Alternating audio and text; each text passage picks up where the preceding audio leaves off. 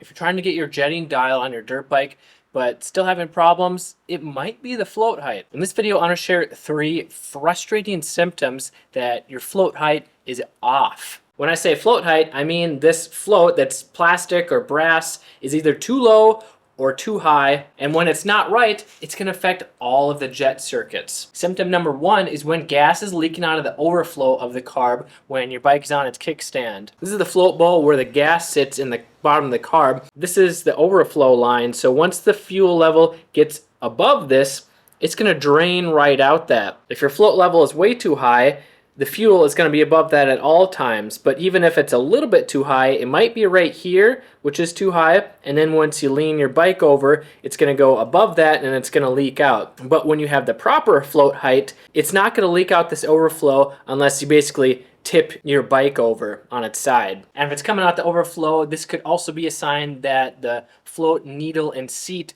are sticking, causing fuel to constantly be flowing. So if it's always flowing out the overflow, then the needle and seat need to be cleaned or replaced. But if it's only when your bike is being leaned over on its kickstand, that's probably because the float level is too high. So just know that there's a difference there. Frustrating symptom number 2 is if the engine floods over easily. This is when too much gas is getting into the engine, making it hard to start or run poorly or foul plugs. And if you have to hold the throttle wide open while you're kickstarting or push starting the bike to make it start easily when the engine is hot to clear all that gas out, that's a sign that the engine is flooding over. The pilot jet circuit could be too rich, but if you've tried adjusting that and it's still too rich, then it's probably the float height. Symptom number 3 is if you're constantly fouling spark plugs. So if your bike starts running poorly, it's sputtering, and if you have to change a spark plug like every hour or every ride because it's black and wet and full of soot, this is because it's running way too rich. And there are a lot of things that could cause this, such as too rich a pilot jet,